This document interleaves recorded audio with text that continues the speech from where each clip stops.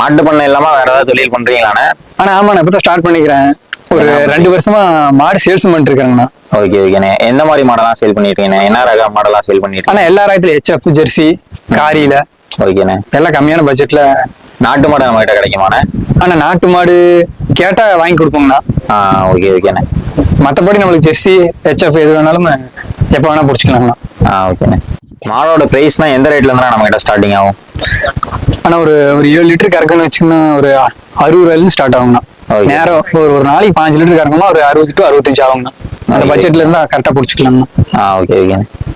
உங்க contact number அப்படியே சொல்லுங்கண்ணே. ஆனா 63ண்ணா 82 91 57 21ங்கண்ணா. ஓகேண்ணே.